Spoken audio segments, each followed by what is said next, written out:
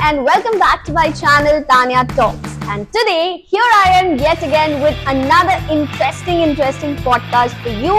And we have a very special personality with us. And she is Mrs. Hema Wadhwani. So she has completed her Masters in Zoology, then she has done her B.Ed. She was in the teaching field for like 2 years. Then for around 8 years, she was the president of Sindhi Women Wing. Then for 3 years, she was the president of Rajya Mahila Ayog.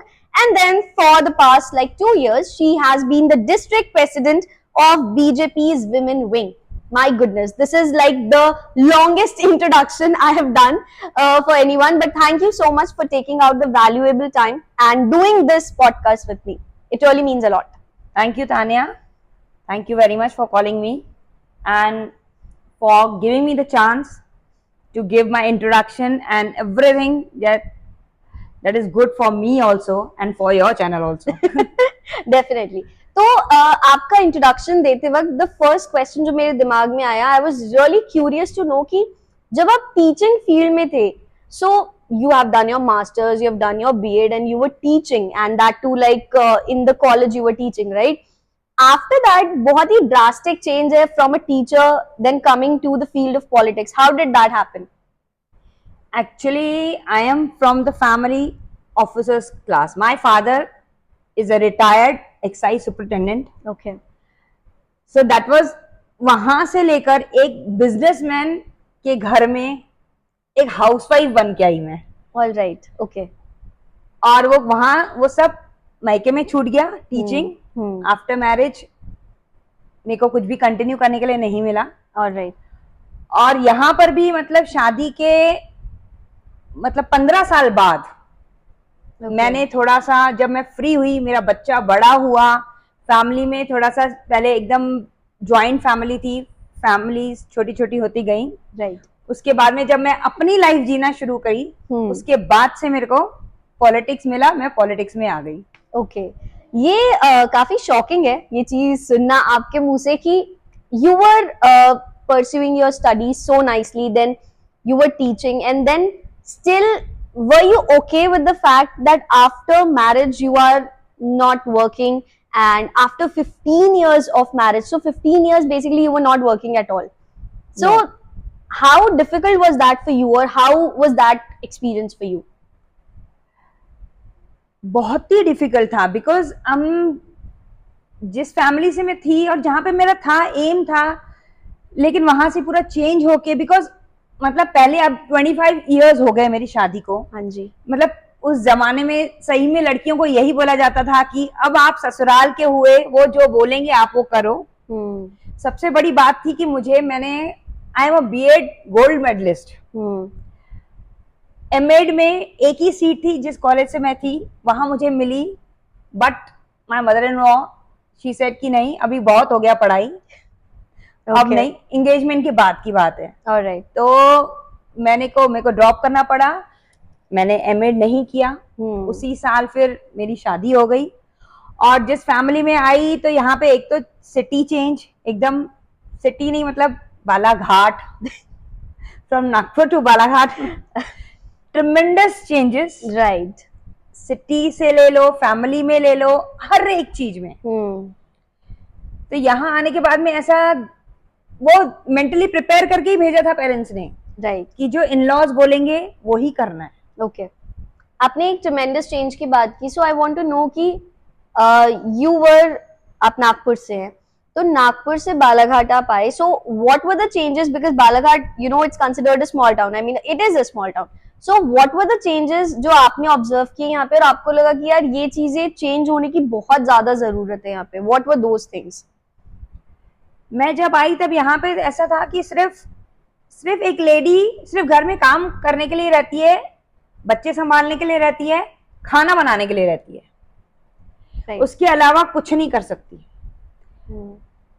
ये changes ये सब नागपुर में नहीं था, because मैं खुद वहां पे वर्किंग थी. राइट. और हर तरह का इंडिपेंडेंस था हमारे को वहां पे. But like in Balaghat, my God, totally from the morning to the night, you have to be in your home, do your homemaker, be a homemaker only. Right. Nothing else you can. एक सोचना भी गुनाह था। अरे आपके बच्चे छोटे हैं, अरे आपके घर में ये काम है, अरे आपने ये कैसे कर लिए, आप कैसे करेंगी, क्यों करेंगी। लिटरली मैं जब फर्स्ट टाइम अपने बेटे का एडमिशन करवाने गई यहाँ पे नर्सरी में, तो वहां के प्रिंसिपल ने, मैं वो स्कूल का नाम नहीं लूंगी बिकॉज वो प्रिंसिपल ने मुझसे पूछा, मेरी क्वालिफिकेशन पूछ के मुझे कहते हैं कि मेरे स्कूल में 11th-12th is the highest, ma'am can you will join my school please, that will be pleasure for me. जब मैं घर में आई, मैंने बताया कि वो प्रिंसिपल मुझे ऑफर कर रहा था, तो मुझे क्या करेगी 5,000 रुपए का। I said, oh God! ये फर्क होता है एक सर्विस वाले के घर में और एक बिजनेसमैन के घर में। ट्रू। और ये आई थिंक जो हम कहते हैं कि small town mentality, I think these are the things की पैसों का अमाउंट देख के दे विल डिसाइड कि we don't need, we are like you know well to do, we are good enough, we can provide you each and everything and you don't need to do anything on your own, right. So one more thing, आप अभी district president है BJP women wing की। सो 15 साल बाद ही सही, जब आपने politics join करने का सोचा and currently also you are associated with this political party, तो व्हाट वाज द रीजन कि आपने यही पॉलिटिकल पार्टी, आपने बीजेपी ही क्यों चूज किया rather than any other political party? Was there any specific reason? Modi भक्त हूं मैं। सब कुछ मोदी के लिए, और ये पार्टी भी वही है। हमारे कंट्री को कितना सारा डेवलपमेंट मिल रहा है, हर चीज में जो भी हो रहा है वो सिर्फ मोदी के कारण ही हो रहा है और भाजपा के कारण ही हो रहा है। पहले जो पार्टी थी उसने क्या किया था हमारे देश के लिए?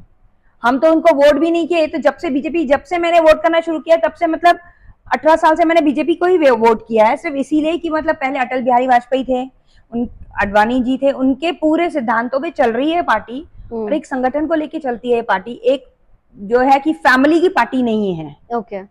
इसीलिए, और सबसे बड़ी तो मैं मोदी भक्त हूँ इसीलिए। बट यू नो बहुत सारे लोग यू नो मोदी जी के अगेंस्ट भी होते हैं, एंड देन दे, जैसे कि आपने बोला कि आप मोदी भक्त हैं, सो एक्चुअली लोगों को अंधभक्त बोला जाता है कि उनकी ऑफ कोर्स कुछ ना कुछ मिस्टेक्स होती है, बट उनकी मिस्टेक्स भी नहीं दिखाई देती whoever is associated with BJP. Why does that happen? क्योंकि उनकी मिस्टेक्स नहीं है ना। अब जैसे अभी कल ही जबलपुर में एयरपोर्ट बना है, इनॉग्रेशन बोलते हैं मोदी जी ने किया, वो बह रहा है, वो छत मोदी जी ने तो नहीं डाली ना। करप्शन करने वाले तो दूसरे हैं, नाम मोदी जी का ले रहे हैं। अरे छत बह गई, वो बंदा आके इनॉग्रेशन कर गया। तुम्हारे शहर में इतना बड़ा एयरपोर्ट बना, तुम तो बस तक नहीं चलती थी बरोबर, उसके बाद भी तो मोदी जी का नाम ले रहे हो। अब मोदी जी ने क्या किया? छत मोदी जी ने थोड़ी डाली। गलत बात है ये। जहां का हो रहा है, इंफ्रास्ट्रक्चर गिर रहा है, वहां मोदी जी का नाम ले रहे हैं। करप्शन करने वाले हैं वो तो इतना सारा तो मोदी जी हर जगह तो नहीं देख सकते ना, लेकिन जितना भी कम किया है वो भी उन्होंने ही किया है, राइट। तो उनकी गलतियां कैसे देखें? Okay fair enough. बट आपको नहीं लगता कि आप बीजेपी के साथ एसोसिएटेड है, बट इस पॉलिटिकल पार्टी में भी एक सिमिलैरिटी है विद अदर पॉलिटिकल पार्टीज की? अगर मैं विमेन का यू नो रोल देखूं या फिर विमेन का इन्वॉल्वमेंट देखूं, तो नंबर में बहुत ज्यादा कम है। अगर हम एमपी से हैं, अगर मैं एमपी की बात करूं, सिर्फ एक वुमेन प्राइम मिनिस्टर रही है यहाँ पे, सॉरी चीफ मिनिस्टर रही है यहाँ पे। अगर आप प्रेसिडेंट की बात कर लें, इतने सारे हमारे पास नंबर ऑफ प्रेसिडेंट्स हैं। I could only remember 2 women president candidates. Number wise अगर मैं हम हायर पोजीशंस पे देखते हैं तो women are not reaching that much when it comes to politics. तो I think बीजेपी में भी वही सिनारियो है, don't you think? नहीं, बिल्कुल नहीं। ये सब जो अभी बनी है वुमेन्स, वो तो अभी बीजेपी के कारण ही आ रही है, क्योंकि मोदी जी का ये है कि 50%, वो इवन हमारे को, जैसे अभी यहाँ बालाघाट में मोदी जी आए थे, मंच पे बैठने की बात थी, उन्होंने कहा नहीं 50% लेडीज रहेंगी मंच पे मेरे साथ और 50% जेंट्स रहेंगे, वो इक्वालिटी रखते हैं। तो इसीलिए सब जो लेडीज अभी आ रही हैं, अभी देखिए आप कितनी सारी सांसद बनी है हमारी बीजेपी की, लेडीज बनी है, तो वो सिर्फ बीजेपी के कारण ही बनी है, पहले तो इतनी थी नहीं। ये तो हमारे मतलब ये तो समाज का ही है कि पहले वुमेन्स को आगे आने ही नहीं देते थे ना, उनको बस घर का ही बना के रखना है। अब जो लेडीज आ रही हैं वो तो सारी लगभग बीजेपी से ही है, बाकी भी हैं पार्टी से, लेकिन अभी ज्यादा बीजेपी से हैं, क्योंकि ये पार्टी तो और लगे तो प्रमोट कर रही है, वुमेन्स को और ज्यादा प्रमोट कर रही है। हमारे एमपी में तो और ज्यादा है, इतनी मतलब उनको अपना आर्थिक तरह से उनको निर्भर करने के लिए यहाँ लाडली बहना योजना चला रहे हैं हमारे चीफ मिनिस्टर, जिसमें 1250 रुपए हर महीने लेडी को मिलते हैं। ओके। और आप अगर उस कैटेगरी में आते हैं तो आपको वो मिलते हैं। उसमें आपका क्या है, मतलब आप वो पैसा आप खुद के ऊपर इन्वेस्ट कीजिए। जो लेडीज हमेशा बचा के रखती हैं कि अपने बच्चे को करेंगे, घर के लिए करेंगे, नहीं, वो मुख्यमंत्री जी दे रहे हैं कि आप अपने लिए यूज करो, live your own life, enjoy your life. तो ये तो गलत है कि हमारी पार्टी वुमेन्स को नहीं आगे बढ़ा रही। आफ्टर द रिजल्ट्स तो आप बहुत ज्यादा खुश हुई होंगी, एमपी के रिजल्ट्स तो बहुत ही अमेजिंग रहे। एमपी के रिजल्ट्स 29 की 29 सीटें, पूरा बीजेपी, पूरा माहौल बिल्कुल भाजपा का, पूरा मोदी जी का। और पहले हमारे यहाँ शिवराज जी थे, उनकी भी बहुत मेहनत हमारे यहाँ, और अभी मोहन यादव जी हैं। बहुत जबरदस्त जो हमने मेहनत करी वो हमारी सफल हुई और भाजपा की पूरी सरकार यहाँ बनी। लवली। बट आपका खुद का एक्सपीरियंस कैसा रहा है? इफ आई मैं बीजेपी की बात करूं या ना भी करूं, बट जब से आपने पॉलिटिक्स ज्वाइन किया, बिकॉज आपने स्टार्ट ऐसे किया that you were the president for Sindhi women wing, right? तो वहां पे आपका एक्सपीरियंस कैसा रहा है कि आपको नहीं लगता वहां पे भी मेल डोमिनेट करने की कोशिश करते हैं? ऑफ कोर्स, हर जगह पे ये है, हर जगह पे। उसके लिए हमको खुद ही लड़ना पड़ रहा है। अब मैं सिर्फ यहाँ से, सिर्फ अपने समाज से स्टार्ट किया था, हमारे यहाँ पे था ही नहीं। हमने वो वुमेन्स विंग बनाया, सिंधी वुमेन्स विंग बालाघाट में, जो हमने क्रिएट किया। तो उसमें भी, वो बनाने में भी, मतलब जैसे जो थे थोड़ा ऑर्थोडॉक्स हैं यहाँ पे, जो बड़े बड़े हैं जिनका हमको मानना पड़ता था, तो वो बिल्कुल नहीं चाहते थे कि हम अपने घर से निकलें। जरूरत क्या है बोले इसकी, हम है ना, अब हमको बताओ। हमने बोले हम ठीक है, हम थोड़ा सा करेंगे कुछ के लिए, हमने तो ऐसे एंटरटेनमेंट के लिए किया था। और बाद में हमने बोला कि हम थोड़ा सोशल भी करेंगे, क्योंकि जो एक दो चीजें हैं जो हमारे समाज में जो लेडीज के लिए गलत हैं, वो सब हमको बंद करवानी थी। और जैसे हमारे यहाँ ऐसे किसी के यहाँ डेथ हो जाती है, उनके यहाँ खाना नहीं बनता है, इधर उधर से आता था, तो हमने ये डिसाइड किया कि हम महिला मंडल, उनको जिनके घर में डेथ होती है उनके यहाँ खाना उस दिन हम पहुंचाएंगे। और उनसे कितने लोग हैं ये सब पूछ के हम पूरा करके, और हम वो खाना भिजवाते थे। ऐसे करके मतलब हमने अपना मंडल खड़ा किया और उसको चलाया इतने साल तक। लेकिन बहुत ज्यादा ही हमारे को पीछे खींचने की कोशिश किए, एज इफ कि मैन डोमिनेट है। और औरत तो क्या बोलना, अभी पैर की जुत्ती है, ऐसा करके ऐसे भी वर्ड्स हमने सुने। लेकिन हम डटे रहे और आज तक हमारा मंडल बना हुआ है। That's lovely. Also, I want to know, जब आप I think आप डिस्ट्रिक्ट प्रेसिडेंट रही हैं राज्य महिला आयोग की, उस टाइम पे I remember you telling me earlier कि आपके पास बहुत सारे डोमेस्टिक वायलेंस के केसेस भी आपके पास आते थे, and you used to tell them, you used to go to the police station with them. So I would really like to know कि what was that scenario all about? देखिए, हर जगह पे तो वुमेन्स को किया ही जाता है प्रताड़ित, और ऐसे ऐसे केसेस आते थे। रात को जैसे एक लेडी, इतनी बारिश में, होली का दिन था, रात को, होली के एक दिन पहले, दैट इज होलिका जिस दिन जलती है, उस दिन रात को 11 बजे वो लेडी आ गई मेरे घर के बाहर। वो बेल बजा रही है, और क्योंकि मेरे घर के बाहर ही लिखा हुआ है राज्य महिला आयोग जिला अध्यक्ष करके, ऐसा बोर्ड लगा हुआ है, तो उसमें हेल्प के लिए अपनी बेटी को साथ में लेके आई। तो उसके घर में क्या प्रॉब्लम हो गई कि उसका हस्बैंड पूरा पी के आया था, उसके 2 छोटे बेटे थे, वो छोटे बेटों को अपने पास ही रख दिया, और बेटी और पत्नी को घर से निकाल दिया रात को 11 बजे वहां पे, होली वाले दिन। और वो बेचारी रोती रोती यहाँ मेरे पास आई कि अब मैं इस टाइम पे कहाँ जाऊं।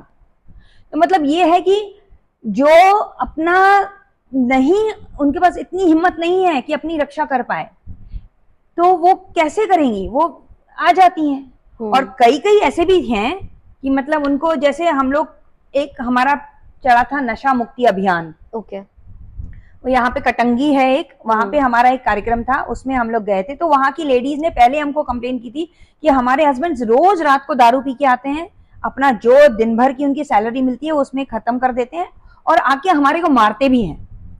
तो हम उनको कैसे करें? तो उनका हमने एक महिलाओं का समूह बनाया वहां पे, और उनको बोला कि आप लोग जब भी जिसके घर में आवाज आए, आप दूसरे अपने घरों से झाड़ू रहते खरेटा, वो खरेटा लेके जाना, ओके और उसके बंदे को इतना मारना, और वो खरेटे से उसको ऐसा कुछ भी नहीं होता कि Correct. उसके ऊपर मतलब तुम्हारे को ऊपर कोई पुलिस केस हो जाएगा, कि वो तुम्हारा सेल्फ डिफेंस है। करेक्ट। और उन लेडीज ने किया, उन्होंने हमारे बोलने पे ऐसे किया, उनको लेके उन्होंने सब अपने हस्बैंड्स को, जिसके घर में तमाशा हो रहा है वो खरेटा लेके गए और दे दनादन मारे हैं, दे दनादन मारे हैं उनको, और बिल्कुल उनको ठीक किए हैं।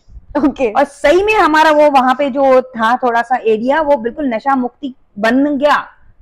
ओके जब तक हमने वो अभियान चलाया था कि आप मारो, आपको पुलिस भी नहीं पकड़ेगी, आपको बोलेगी ऐसा खरेटा कोई ऐसा कोई औजार तो है ही नहीं जिससे कुछ ज्यादा हो जाता है, लेकिन लगता बहुत जोर के है। ओके तो ये सबको एक और सेल्फ डिफेंस की टेक्निक मैम ने बता दी है, ठीक है, कि खरेटा सबके पास होना चाहिए, ना आपको पुलिस केस होगा, लेकिन वो लगता बहुत जोर से। So why do you think कि ऐसा होता है? एंड द प्रॉब्लम इज, ये जो हमने बहुत बारी देखा है कि अगर आप उनको हेल्प आउट कर भी रहे हैं, बहुत सारी ऐसी विमेन होती हैं कि they are okay to tolerate rather than कि वो अपने हस्बैंड की कंप्लेन कर दे, या उन्हें वो भी नहीं करना, उन्हें कंप्लेन भी नहीं करनी, क्योंकि उन्हें लगता है कि यार है तो मेरा ही पति, मैं कंप्लेन कैसे कर सकती हूँ, लेकिन उन्हें टॉलरेट भी करना है, क्योंकि सेल्फ रिस्पेक्ट आई थिंक वो सब भूल जाते हैं अपनी। उनके दिमाग में जो डाला हुआ है शादी के बाद यही सब कुछ है। करेक्ट। और वो खुद अपने पैरों पे खड़ी हुई नहीं है, पूरी तरह से डिपेंडेंट है उस बंदे के पर। वो बंदा फिर रात को भले बोले निकल जा घर से, तो निकल जाएंगी, ऐसा नहीं बोलेंगी कि अरे मेरा भी तो घर है। तो उनको हमको यही सिखाना था कि आप लड़ो अपने लिए, आप एक होम मेकर हो, लेकिन वो होम आपका भी तो है। आप सब कुछ कर रहे हो, उसको संभाल रहे हो, इसका मतलब ये तो नहीं कि आप कुछ कमा नहीं रहे हो, आप सिर्फ बाहर से पैसे नहीं ला रहे हो। आप एक मेड रख लो, उतने में तुम्हारे पति का कितने पैसे लग जाएंगे, वो सारा काम तुम कर रही हो। तो अपने लिए स्टैंड लो।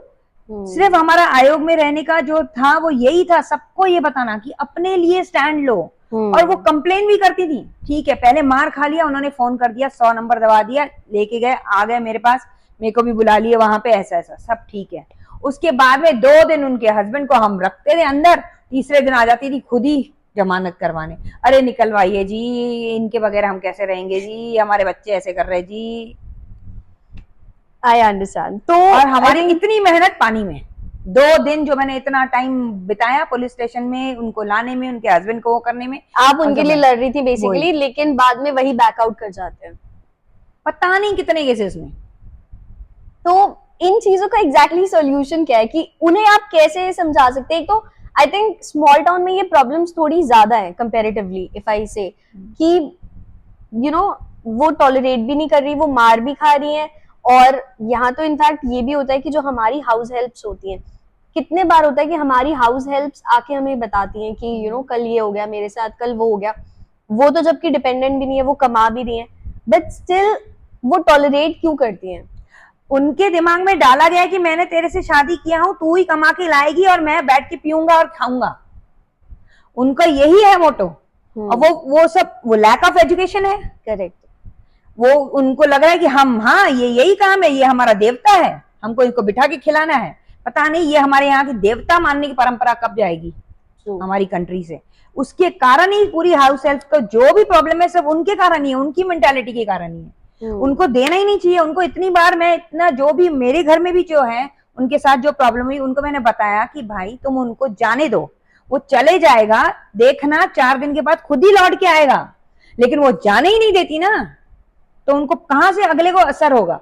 उनको लगता है ये हमारे बगैर जी नहीं सकती है, इसका तो चल ही नहीं सकता है। उनको समाज का डर है, नाम रखेंगे, हमारा पति चले जाएगा तो हमारा नाम रखेंगे, ऐसे बोलती हैं वो। करेक्ट। खुद के लिए स्टैंड नहीं लेना है बस उनको। ऐसा भी बहुत बारी देखा जाता है कि हमें लगता है यार कि हम सेम कम्युनिटी के हैं, सेम जेंडर के हैं, तो हम एक दूसरे की प्रॉब्लम समझ सकते हैं, एक दूसरे के साथ जितनी प्रॉब्लम्स हो रही हैं हम साथ दे सकते हैं। बट बहुत बार ना आपने ये स्टेटमेंट सुना होगा कि औरत ही औरत की दुश्मन होती है, कि why is that so? मतलब अगर हम अपने इन-लॉज की बात कर लेते हैं, तो अगर कोई वुमन है and she is tolerating a lot, तो जो उसकी मदर इन लॉ होगी, रादर देन सपोर्टिंग हर, वो हमेशा अपने बेटे का ही साथ देती है। और ये बहुत सारे केसेस में देखा जाता है। मतलब ये स्टेटमेंट्स हम बोलते जरूर हैं कि गलत है all of that, but statement आया है तो कहीं से तो आया ही होगा। बड़ी सच्चाई है, बहुत बड़ी सच्चाई है हमारे समाज की, और हर जगह पे है। मतलब एक तो जनरेशन गैप है, ऊपर से जो बोलते हैं ना कि बहू को बेटी समझना, ये आज तक इंडिया की लेडी तो नहीं कर पाई है। अभी की बात अलग है, लेकिन पहले तो बिल्कुल नहीं। सास सास ही रही, बहू बहू ही रही, और बेटी बेटी ही रही।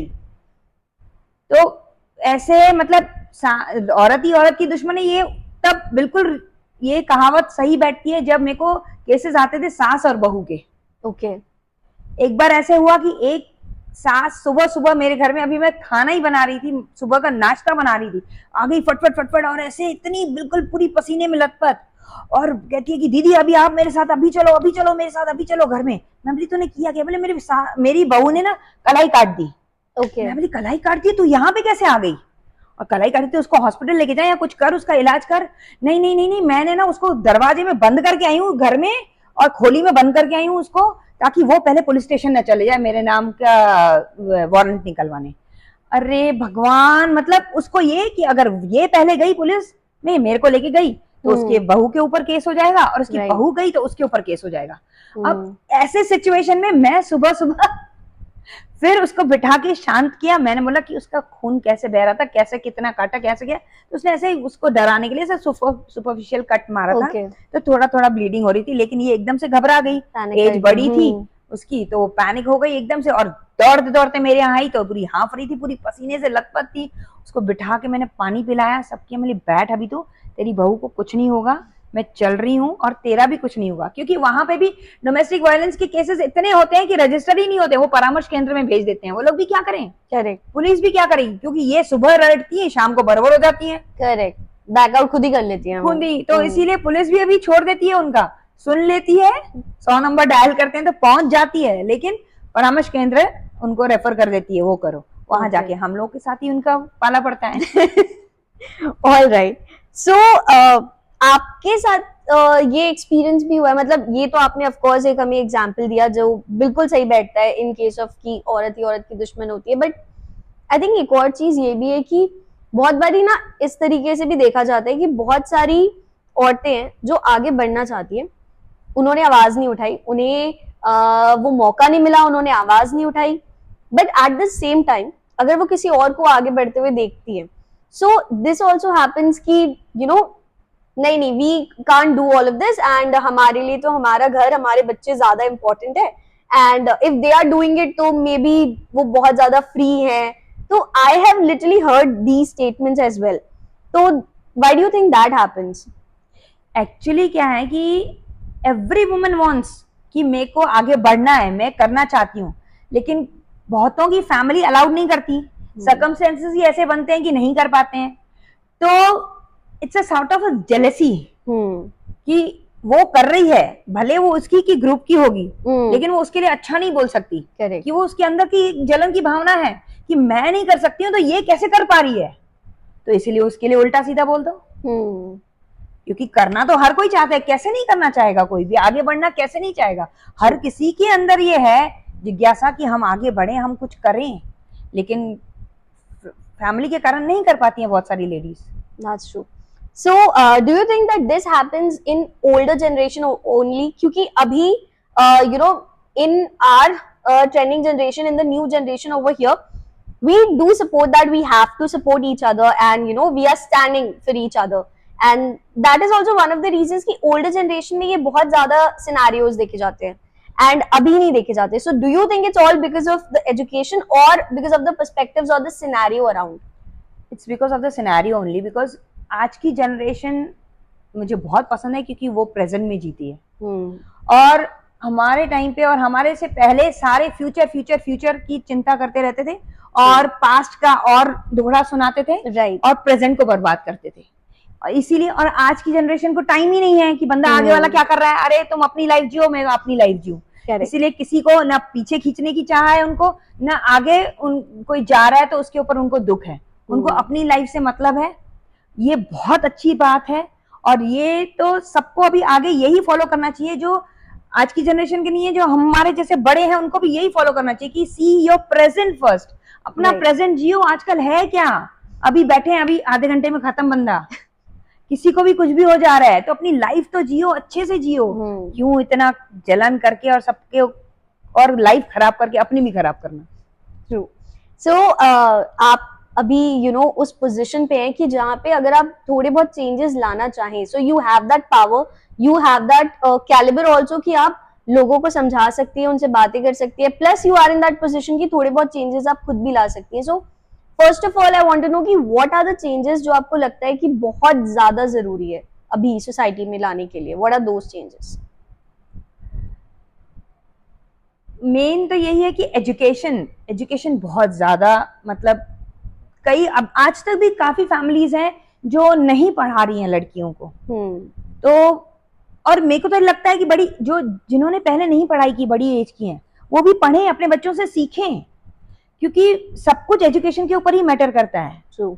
और पहले तो जॉइंट फैमिलीज थी, अब नहीं है, तो बड़े बुजुर्गों से सीखते थे। तो अभी तो सब खुद ही इंडिपेंडेंट। तो इंडिपेंडेंट हैं, तो कैसे हमारा समाज चेंज होगा? तो ये है कि एजुकेशन होगी तभी तो अपने पैरों पे खड़ी हो पाएंगी। Right.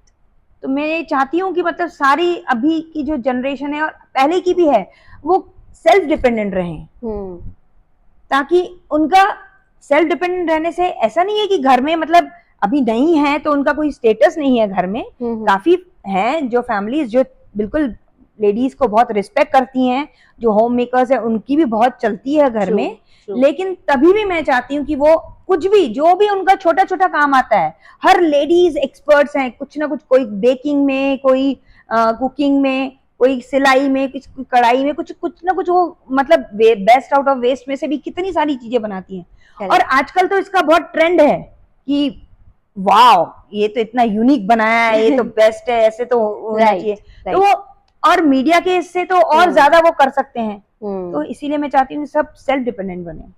Okay, regarding this I also have one more question. आपने बोला कि ये चेंजेस आने चाहिए, and it generally it happens कि इलेक्शंस के टाइम पे बहुत सारे प्रॉमिसेस कर दिए जाते हैं कि we'll bring this change and we'll bring that change, but unfortunately once the results are out उसके बाद दिखाई नहीं देते वो changes. Why does that happen?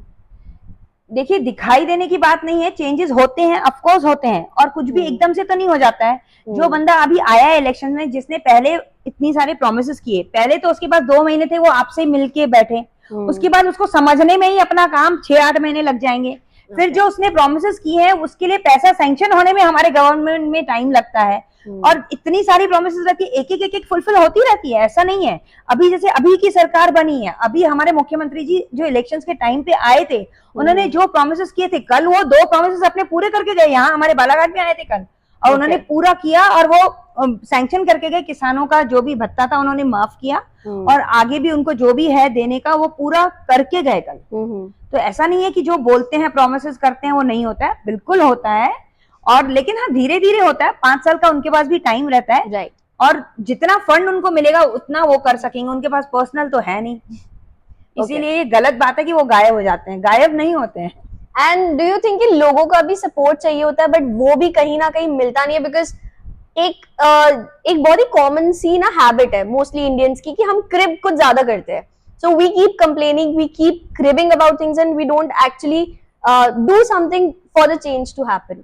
Of course पूरी लोगों की तो मेंटालिटी चेंज करनी चाहिए, क्योंकि अब उन्होंने कहा कि ये होना चाहिए, ठीक है। एक बंदे ने बोला कि मेरे यहाँ की सड़क बननी चाहिए, ठीक है, और उसके यहाँ की सड़क 6 महीने तक नहीं बनी तो वो चिल्लाते रहेगा। लेकिन ये नहीं देख रहा है कि जहाँ काम चालू है वहां तो 6 महीने से लगातार दूसरी सड़कें बन रही हैं, तुम्हारा भी टाइम आएगा, तो तुम थोड़ा चुप करके बैठो।